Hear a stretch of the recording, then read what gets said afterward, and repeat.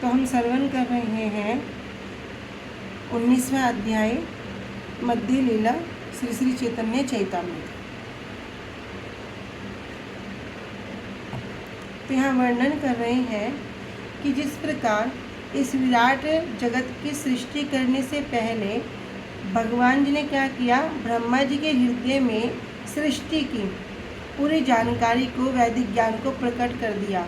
उसी तरह महाप्रभु ने भी जो भगवान कृष्ण की जो वृंदावन की लिए जो लीलाएं हैं उसको पुनः जीवित कर दिया, दोबारा प्रकट कर दिया। किसके हृदय में? श्री रूप गोस्वामी जी के हृदय में संचारित कर दिया। और श्री रूप गोस्वामी जी इस शक्ति से वृंदावन में उन सभी जो कृष्ण की जो लीलाएं हुई हैं उनको क्या करते हैं, वापस दोबारा सबके दर्शन करते हैं, जो प्राय क्या हो चुकी थी, विस्मृत हो चुकी थी, लुप्त हो चुकी थी। तब हमने आगे श्रवण किया था कि दुई भाई विषय त्याग उपाय सर्जन। जब महाप्रभु श्री रूप गोस्वामी जी से और सनातन गोस्वामी जी रामकिली ग्राम में महाप्रभु से मिले थे, उसके बाद में उपाय निकालने लगे कि किस प्रकार इन विषयों से दूर जाया जाए, इन विषयों को त्यागा जाए। और इसी प्रकार से श्री रूप गोस्वामी जी ने क्या किया कि कुछ धन को इकट्ठा करके नाव में भर के 3 हिस्सों में व्यतीत कर दिया। आधा भाग तो ब्राह्मण और वैष्णव में बांट दिया था, उसका 1/4 भाग अपने कुटुंब के भरण पोषण के लिए दे दिया था, और एक जो बचा हुआ भाग था वो आने वाली किसी विपत्ति से बचने के लिए रख दिया था।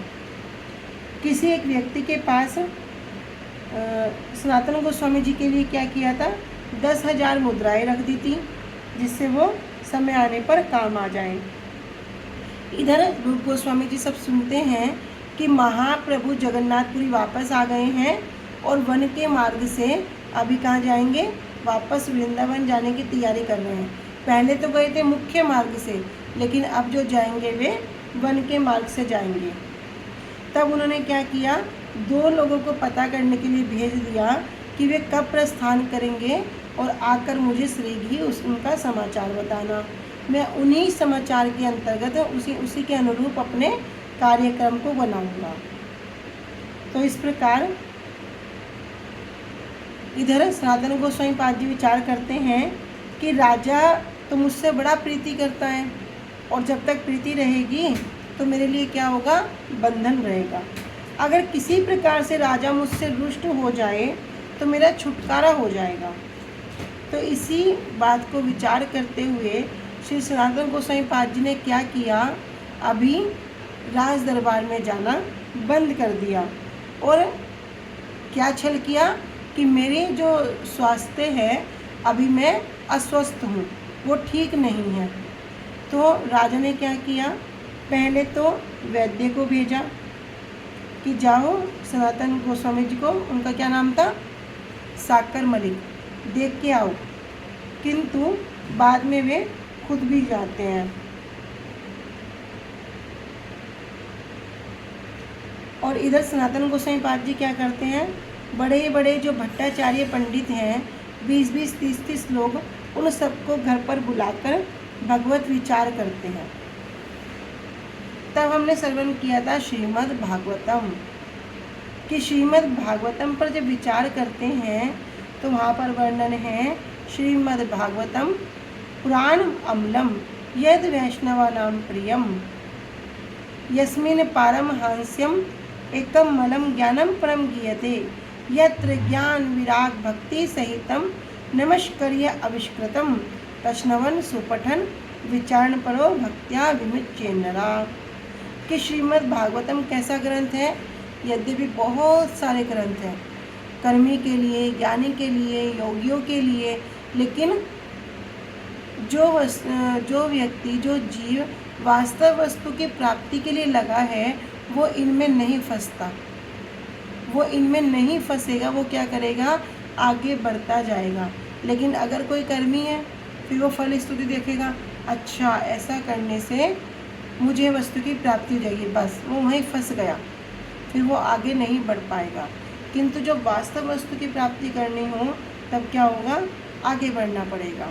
तो श्रीमद् भागवतम क्या है? प्रमाण अमलम, पुराण अमलम, अमल पुराण है। अमल मतलब जिसमें किसी प्रकार का मल नहीं है। और यद वैष्णवा नाम प्रियम, ये जो ग्रंथ है वैष्णवों का अति प्रिय है। इसमें एक अमल पारमहंस ज्ञान वर्णित हुआ है। इसमें ज्ञान, वैराग्य, भक्ति युक्त नैष्कम्य ज्ञान आविष्कृत हुआ है। सब कुछ क्या है? भक्ति से जुड़ा हुआ। मनुष्य भक्ति पूर्वक इसका श्रवण, पाठ और विचार करके विमुक्ति प्राप्त करते हैं। तो ये जो अभी भगवत चर्चा चल रही है, ये कहाँ पे चल रही है?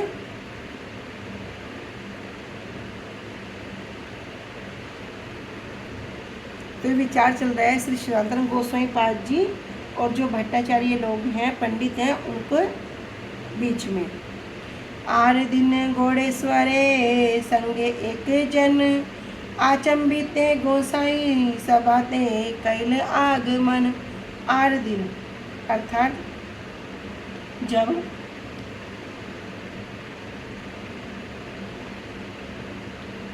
घोड़ेश्वरे संगे एक जन, जब श्री सनातन गोस्वामी पाद जी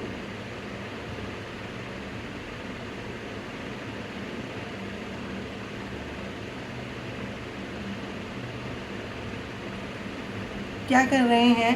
गौड़ ईश्वर है, जो गौड़ देश के जो ईश्वर है मतलब राजा हैं, तो जो बंगाल के नवाब हैं, संगे एक जन, एक अन्य व्यक्ति के साथ आचंबिते, अचानक ही, गोसाई सभाते कैल आगमन, श्री सनातन गोस्वामी जी की सभा में आ गए।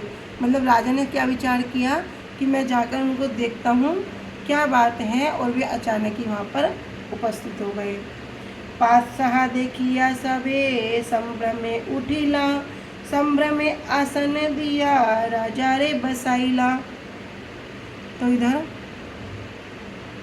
पास सहा देखिया, राजा को देखकर सबे संभ्रमे उठिला, सभी संभ्रम में मतलब गौरव बुद्धि, ऐश्वर्य बुद्धि, तो अत्यंत आदर पूर्वक क्या हो गए? उठ खड़े हुए। और संभ्रम में आसन दिया राजा रे बसाइला, और अत्यंत आदर के साथ राजा को बैठने के लिए आसन प्रदान किया। क्यों? वैसे तो जो हुसैन शाह थे ये मलेश थे और आए कहाँ पर हैं? अभी पंडितों के बीच में। किंतु एक देश के शासक हैं, एक राजा हैं, तो जितने विद्वान हैं और सनातन गोस्वामी पाद जी हैं, तब उनका उस राजा के जैसा ही सम्मान कर रही है।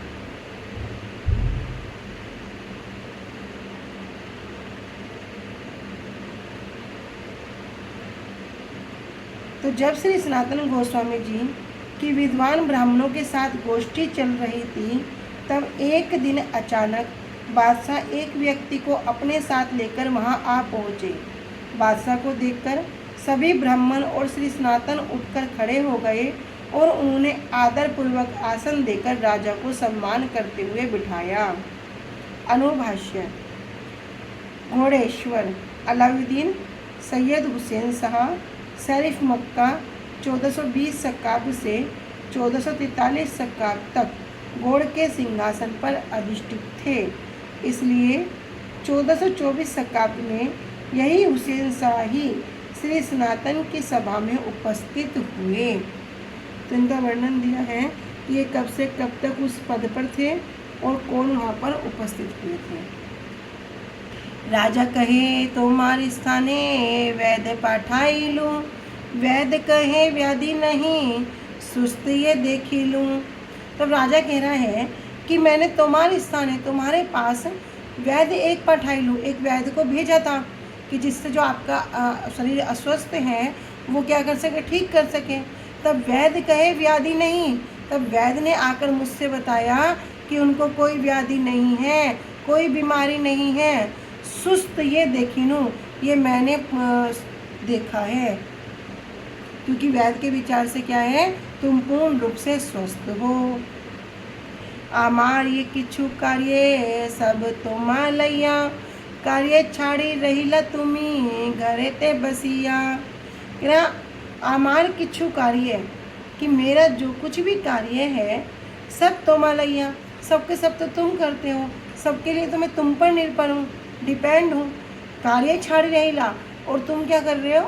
कार्य को छोड़कर घरे ते बसिया, घर पर बैठे रहते हो। मोर जत कार्यक्रम सब कैला नाश, कि तुम्हारे हृदय अच्छे कहे मोर पास। करे मोरे जत कार्य काम, मेरे जितने भी कार्य काम थे, जो भी मेरे नियत रूप में चलते थे, नियमित रूप के, सब कैला नाश, सबका नाश हो गया। अब ये सुचारू रूप से नहीं चल रहे हैं, तुमने क्या किया? सब कुछ बिगाड़ दिया। कि तुम्हारे हृदय अच्छे, आपके हृदय में ऐसी क्या बात है? कहे मोर पास, आप मुझे बताइए, साफ साफ उस बात को वर्णन कीजिए। तो बादशाह ने कहा कि मैंने तुम्हारे घर पर वैद्य को भेजा था। वैद्य ने मुझसे कहा कि तुम्हें कोई भी बीमारी नहीं है। उसने अच्छी तरह से जांच कर तुम्हें पूर्णतः स्वस्थ पाया है। मैं रोज राजकाज के समस्त कार्यों में तुम पर निर्भर करता हूँ, और तुम कार्य को छोड़कर घर पर बैठे हो। तुमने मेरे सब कार्यों का नाश कर दिया। तुम्हारे हृदय में क्या विचार है, वह मुझे स्पष्ट रूप से बतलाओ। सनातन कहे नहे अमाई ते काम, आर एक जन दिया कर समाधान। तब श्री सनातन गोसाई पाद जी ने उत्तर दिया, नहे आमा हाइते काम, आप मुझसे किसी प्रकार का काम ना कराएं, मतलब किसी प्रकार के कामकाज की इच्छा ही ना करें। आर एक जन दिया कर समाधान, और कोई दूसरा, आर एक जन मतलब कोई दूसरा व्यक्ति, कोई दूसरे के द्वारा क्या करो, अपने जो कार्य हैं, अपनी जो देख रेख है, अपनी जो व्यवस्था है, उसको वहाँ पर रखो, जिससे आपकी समस्या का समाधान हो जाए। तो श्री सनातन जी ने कहा, अब मुझसे कोई काम नहीं होगा, अन्य किसी एक व्यक्ति को नियुक्त करके आप अपना कार्य करवा लीजिए। इतना सुनते ही तो राजा क्रोधित हो गया। क्यों? अभी कोई राजा के मुंह पे कह रहा है कि मुझसे ये काम नहीं होगा, और राजा को पता है कि मैं सब काम के लिए इस पर डिपेंड हूँ। ये क्या करता है? हर कार्य को बड़े अच्छे से करता है। अब ऐसा व्यक्ति राजा के सामने मना कर रहा है कि आप दूसरे व्यक्ति को कर लो, और राजा भी कौन? मुसलमान राजा, जिसका भी भक्ति से उसकी चीज़ से कोई प्रयोजन ही नहीं है। तो कह रहे हैं, तबे क्रुद्ध हैया राजा कहे आरे बार, तो मारे बड़े भाई करे दस्यु व्यवहार। कह रहे तबे क्रुद्ध होकर हैया राजा करे आर बार। तब राजा बड़ा क्रुद्ध हो गया, क्रोधित हो गया, और दूसरी बार कह रहे नाराज होकर कहने लगा कि तुम्हारे बड़े भाई, जो तुम्हारे बड़े भाई हैं, कौन? श्री रूप गोस्वामी जी, जिन्हें क्या कह रहे हैं? दबीर खास, कि उन्होंने क्या किया? दस्यु व्यवहार, मेरे जैसा दस्यु के प्रकार का मेरे साथ व्यवहार किया। तो दस्यु अर्थात क्या होता है? एक होते हैं लुटेरे और एक होते हैं दस्यु। चोर का काम क्या है? चोर करेंगे चोरी छिपी चोरी, मतलब जब कोई नहीं होगा एकांत में जाएंगे और चोरी करेंगे। वे इसी अवसर की तलाश में रहेंगे कि अब यहाँ कोई तो नहीं है, इसके घर में क्या क्या है। तो क्या करेंगे? एक समय जाकर सब चुपचाप सब देख लेंगे, और फिर उस किसी अवसर का फ़ायदा उठाकर वहाँ पर क्या करेंगे? चोरी कर लेंगे। एक होते हैं लुटेरे, जो क्या करेंगे? दिन दहाड़े सबके सामने लूटपाट करेंगे। ठीक है। लेकिन दस्यु क्या होते हैं? दस्यु वे होते हैं जो अपने बीच में रहेंगे और क्या करेंगे? हमें अंदर से ही चोर दे देंगे। इसी प्रकार यहाँ पर कह रहे दस्यु कि बड़े मीठे बनेंगे, मैं तो तुम्हारे बिना नहीं रह सकता, लेकिन बाद में कष्ट कौन देंगे? सबसे ज़्यादा वही देंगे। तो कहते हैं चोरों से बचा जा सकता है, लुटेरों से बचा जा सकता है, पर दस्यु से बचना बड़ा मुश्किल, दस्यु से बचना बड़ा मुश्किल। तो यहाँ राजा कह रहे कि तुम्हारे भाई ने क्या किया? मेरे साथ दस्यु जैसा व्यवहार किया।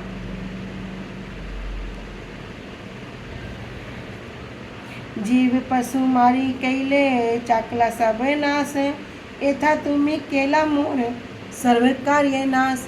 करे जीव बहु मारी कैल चाकला सब नाश, तुम्हारे भाई ने क्या किया, जीव बहुमारी, बंगाल में बहुत सारे जीवों को मारकर वध करके पूरे बंगाल का नष्ट कर दिया। कैसे कह रहे हैं कि तुम्हारे भाई ने सब जीवों को यहाँ पर वध कर दिया बंगाल के, और सबको सब नष्ट कर दिया। एथा तुम्ही कैला मोर सर्वकायनाश, और अब क्या कर रहे हो, तुम भी मेरी समस्त योजनाओं को नष्ट कर रहे हो। तब क्रोधित होकर बादशाह ने पुनः कहा, तुम्हारा बड़ा भाई अर्थात मैं डाकू जैसा कार्य अर्थात लूटपाट करता था। शिकार में बहुत पशुओं को मारकर मैंने चाकला नामक स्थान को प्राय नष्ट कर दिया है, और इधर तुम मेरी समस्त योजनाओं को नष्ट करने में लगे हो। सनातन कहे तुम्ही स्वतंत्र घोड़ेश्वर, जय जय दोष करे देह तार फल। अब इधर सनातन गोस्वामी पाद जी क्या कह रहे हैं कि आप तो गौड़ देश के ईश्वर हैं, स्वतंत्र हैं, मतलब राजा हैं, राजा की जैसी इच्छा होगी वो वैसा कर सकता है। तो सनातन गोस्वामी पाद जी कह रहे हैं, भैया आप तो बंगाल के सर्वोच्च शासक हैं, और यहाँ पर आपकी परमिशन के बिना कुछ होगा ही नहीं, तो आपकी जैसी इच्छा वैसा कर सकते हो। तुम ही स्वतंत्र घोड़ेश्वर, तुम तो पूर्ण रूप से स्वतंत्र हो। जे जे दोष करे, जो जिस प्रकार का व्यक्ति जो दोष करता है, देहतार फल, आप उसको वो फल प्रदान करते हो।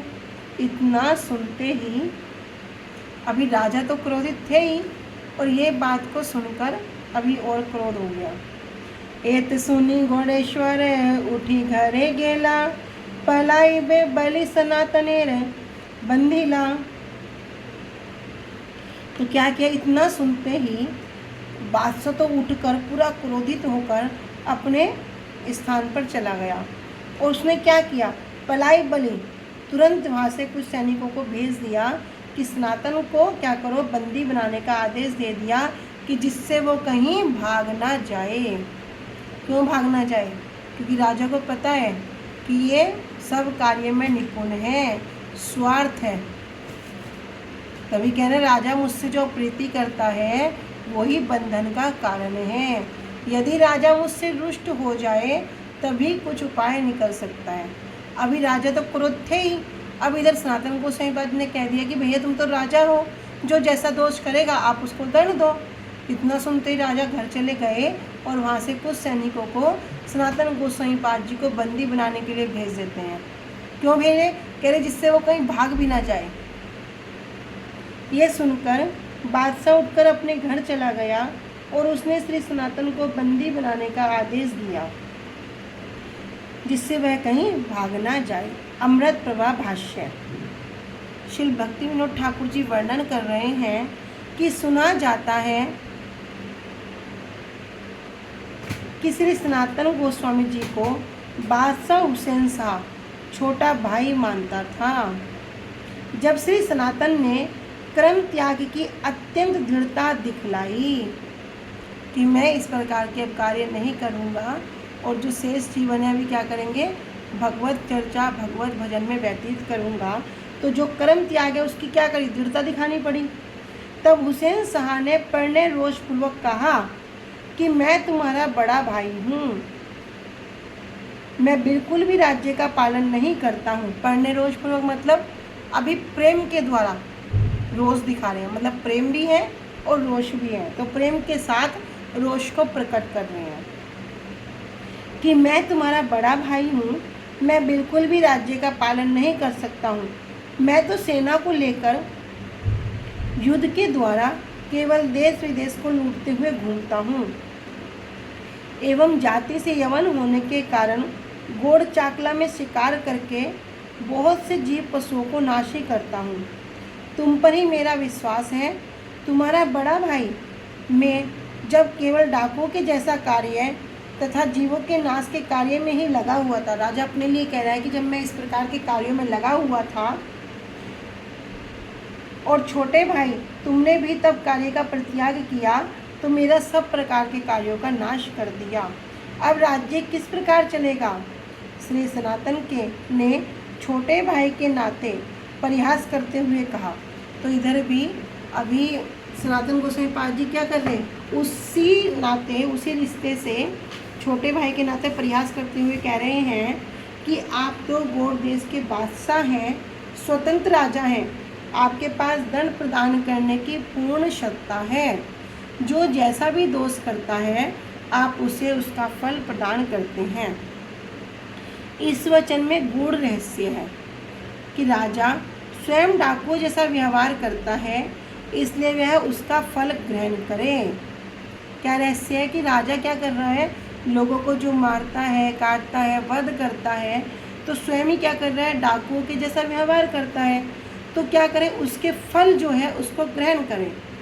और मंत्री का मतलब जो मेरा अगर कोई आलस्य दिखलाई देता है तो मुझे क्या करें, उस कार्य से छुटकारा रूपी फल दे दें। इससे श्री सनातन जी के अभिलषित विषय को जानकर बादशाह यहाँ से उठकर चला गया।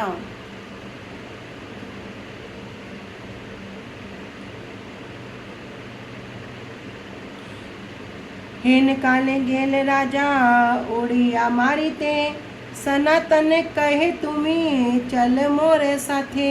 हेन काले, इसी समय राजा जो हुसैन शाह हैं ये कहाँ के लिए जा रहे हैं, उड़िया मारीते मतलब उड़ीसा राज्य पर आक्रमण करने के लिए जा रहे हैं। तब सनातन कहे तुम्ही चल मोर साथे, और इधर सनातन गोस्वामी पाद जी से कहते हैं कि तुम भी मेरे साथ चलो।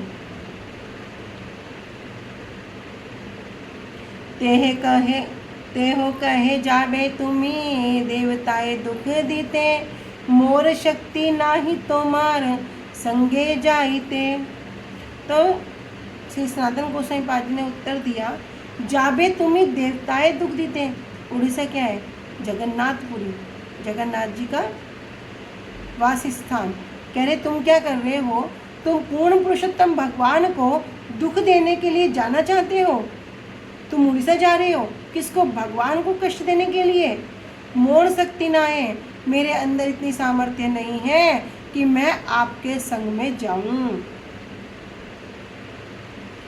श्री सनातन ने कहा, आप श्री जगन्नाथ देव को दुख देने जा रहे हो, मुझ में आपके साथ जाने की शक्ति नहीं है। तबे तारे बांधी राखी करीला गमन, एथा नीला चले हते प्रभु चलीला वृंदावन। इधर क्या किया, सनातन गोस्वामी जी ने तो मना कर दिया कि मैं उड़ीसा के लिए आक्रमण करने नहीं जाऊंगा। तब श्री सनातन गोस्वामी पाद जी को राजा ने क्या किया, बंदी बना लिया। इधर बंदी बनाकर करीला गमन, अभी युद्ध करने के लिए उड़ीसा के लिए चले गए। एथा नीला चले हईते प्रभु चलीले वृंदावन, और इधर महाप्रभु अब नीलाचल से वृंदावन की ओर चल दिए। तबे से दुई चरे रूप ठाई आयल, वृंदावन चलीला प्रभु आसिया कहिल। तो रूप गोस्वामी पाद जी ने अपने दो व्यक्तियों को भेजा था इस वृत्तांत के लिए। कह रहे तभी रूप गोस्वामी जी के द्वारा नीलाचल से भेजे गए दो दूत उनके पास लौट कर आए, और वृंदावन चलीला प्रभु कि महाप्रभु वृंदावन के लिए चल पड़े हैं, आकर ये वृत्तांत उन्हें सुनाया।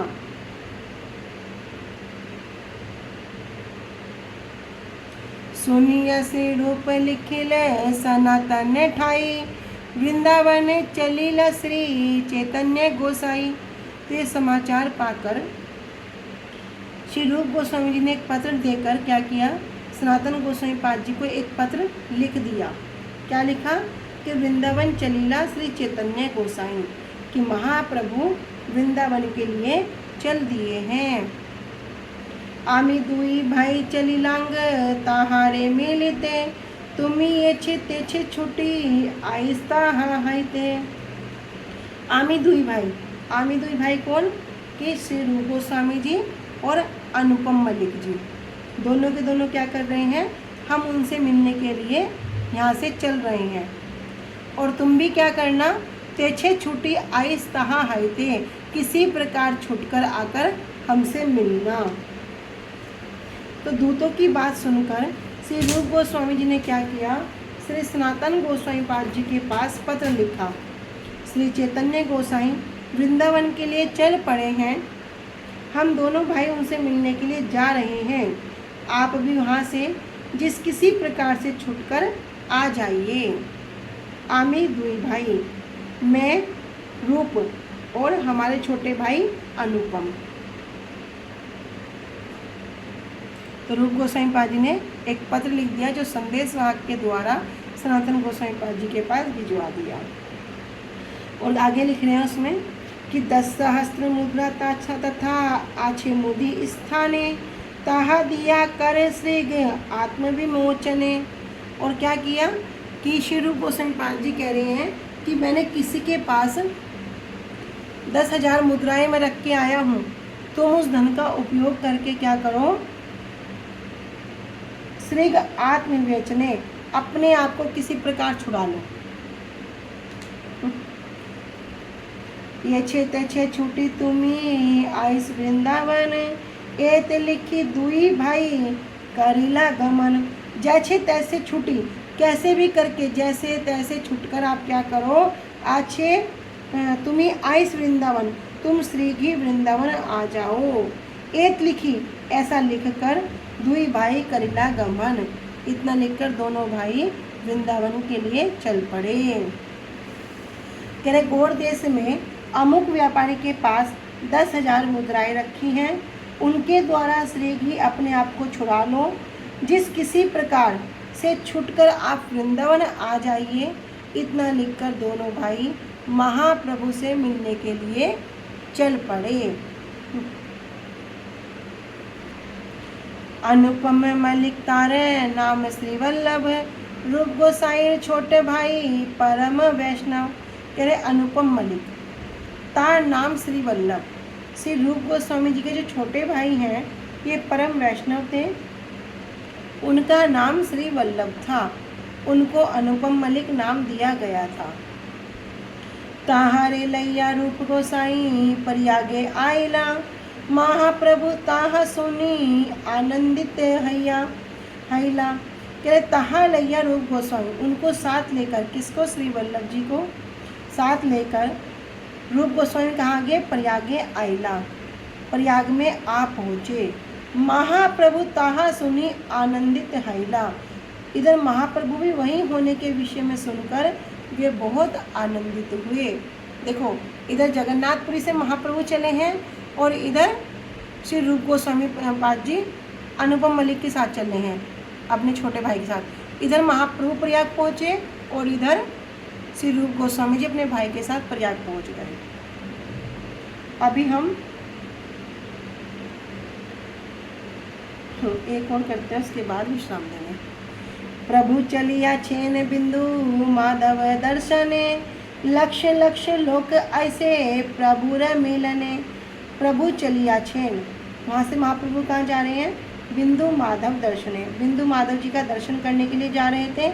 और लक्ष लक्ष लोग ऐसे प्रभु रे मिलने, और महाप्रभु से मिलने के लिए, महाप्रभु के दर्शनों के लिए लाखों लाखों लोग आ रहे थे। के कांदे के है हंसे, के नाचे गाए, कृष्ण कृष्ण बलि कहे गड़ा गड़ी जाए। लाखों लाखों लोगों में कोई रो रहा था, कोई हंस रहा था, कोई नाच रहा था, कोई गा रहा था, और कोई तो कृष्ण कृष्ण बोलकर गड़ा गड़ी जाए भूमि पर लोट पोट खा रहा था। वंशा कल्पतरुभ्यश्च कृपा सिन्धुभ्येव च पतितानां पावनेभ्यो वैष्णवेभ्यो नमो नमः। श्री गुरुदेव की जय। अनंत कोटि वैष्णव वृंद की जय। निताई गौर प्रेमानंदे हरि हरि बोल। हरे कृष्णा, सभी को दंडवत प्रणाम।